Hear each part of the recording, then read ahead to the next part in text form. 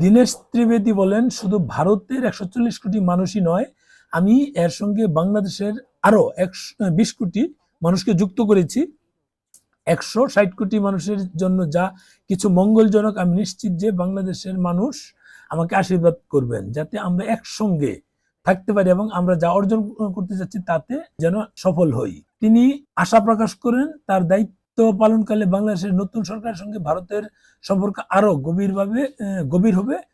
অচিরে tourist visa চালু করা হবে। এই যে উনি ট্যুরিস্ট ভিসার কথা বলেন, চালু করা হবে, উনি কিন্তু নিজে থেকে কথা বলেছেন, তার মানে আশার বাণী শুনিয়েছেন। এই আশার বাণীটা নিয়ে কিন্তু আমরা গত 2 বছর যাবত আছি। উনি নতুন এসেছে, নিশ্চয়ই উনি এমন কিছু করবে, নতুন হাই কমিশনার আসলে ওনার তো কাজটা তো শুরুটা এমন ভাবে করতে হবে যেন স্মরণীয় হয়ে থাকে। নিশ্চয়ই উনি ওনার কেন্দ্রীয় সরকারকে বুঝাবেন বাংলাদেশের সঙ্গে টুরিস্ট ভিসাটা কেন প্রয়োজন। শর্ত দেখে, আগে তো অনেক রকম শর্ত তারা রেডি করেছিল, এই করতে পারে, ওই করতে পারে, সেই করতে পারে, যে এইভাবে দিতে পারে, ওইভাবে দেখ না, যেভাবেই হোক দেখ। আমাদের দরকার হচ্ছে টুরিস্ট ভিসা। আমরা টুরিস্ট ভিসা পেলে যেভাবে ভারতে আগের মতো যাতায়াত করতে পারবো সেটা আবার শুরু হবে। আমরা যারা ট্রাভেল এজেন্সি বা আমরা যারা এই এই মানে ব্লগার, আমরা একই সাথে ট্রাভেল এজেন্সি ব্লগার দুটোই যারা করছে, আমার মতো অনেকে আছে। আমরা এই কাজগুলো যারা শুধু ট্রাভেলার বা এজেন্সি বা ট্রাভেল এজেন্সি মিলিয়ে এই 3 শ্রেণীর মানুষই আমরা আছি। আমরা কিন্তু চাইলে মানে যদি চালু হয়, চাইলে আবার আগের মতো কাজটা শুরু করতে পারবো।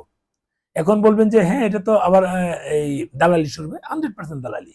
আপনি যেটাই করবেন সেটাই দালালি। যত কিছু করেন, এই যে ব্যবসা যারা করে, কাঁচামাল এই কৃষকের কাছ থেকে নিয়ে এসে মাঝখানে একজন এই দোকানে খুচরা বিক্রি করে আমরা খাই, কারণ ওই পেটা তো দালালি ব্যবসা করছে। ফ্যাক্টরিতে একটা পণ্য তৈরি হয়, সেটা আমরা দোকান থেকে নিয়ে আসি, আমরা ইউজ করছি। যে বেটা দোকান থেকে বিক্রি হয় সে তো দালাল। আমরা এই ধরনের দালাল, অসুবিধা নেই। যাদের দালাল শব্দ বলার একটা মানে টেন্ডেন্সি আছে, এরা প্রত্যেকটা হচ্ছে পাইকা রাজাকারের বিবির বাচ্চা, গুপ্ত শিবির। কমপ্লিট। আর কোনো কথা, এক কথায় উত্তর, আর কোনো যাদের এরা কিন্তু দিল্লি ছাড়া এদের চলে না। দিল্লিতে যেতেই হবে, দিল্লি নিয়ে কথা বলতে হবে, দিল্লিতে কাজ করতেই হবে, ট্রিটমেন্ট করতে হোক বা ডাবল এন্ট্রি ভিসা করে ইউরোপে যাওয়ার জন্য হোক।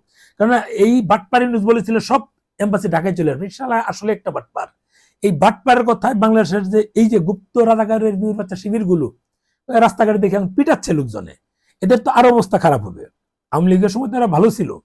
আমার তো মনে হচ্ছে এই বিএনপির লোকজনই ব্যাপকভাবে এদেরকে পিটিয়ে একেবারে ইয়ে করে ফেলবে। কারণ এদের কাজ হচ্ছে একটা বিশৃঙ্খলা তৈরি করা। আমরা চাচ্ছি একটা নির্বাচন, এই সরকারকে তারা সাপোর্ট না দিয়ে তারা এই সরকারকে কিভাবে মানে ই করা যায়, মানে বাজেভাবে ইউজ করা যায়, সেটা নিয়ে তারা সরকার ব্যর্থ হোক সেটা নিয়ে প্ল্যান করে। রাজনীতি কথা বলা ঠিক না, তারপরে চলে আসে। কারণ আমি যে কথাই বলবো দেখবেন যে এই গুপ্ত রাজাকারের বিবির বাচ্চাগুলো একটা না একটা নেগেটিভ করবেই, দেখবেন, খেয়াল করবেন। যাই হোক, আমার কথা হচ্ছে যে এখন যেহেতু উনি নিজে টুরিস্ট ভিসার কথা বলেছেন, কাজে এটা নিয়ে আমরা প্রত্যাশা করতে পারি, দেখতে পারি। এতদিন তো আমরা আসার কথা শুনেছি, এখন উনি সরাসরি নিজে থেকে বলেছে।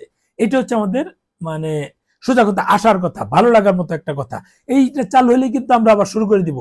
সিকিম যাব অল্প টাকায়, সিকিম যাব। এটা চালু হলে কাশ্মীর যাব। কাশ্মীর প্রায় 2 বছর হয়ে যাচ্ছে, যাওয়া হচ্ছে না। কাশ্মীর যাওয়া হচ্ছে না, সিকিম 2 বছরের উপরে হয়ে গেল, যাওয়া হয়নি। এই জিনিসগুলো কিন্তু আমাদের আবার শুরু হবে। যাই হোক, ভালো থাকবেন, শেয়ার দেন ভিডিওটা, আমরা যেন নিয়মিত আপডেট দিতে পারি এই টুরিস্ট ভিসা নিয়ে। মানে সে ধরনের বার্তাই আপনাদেরকে দিতে যাচ্ছি। ভালো থাকবেন, শেয়ার দেন।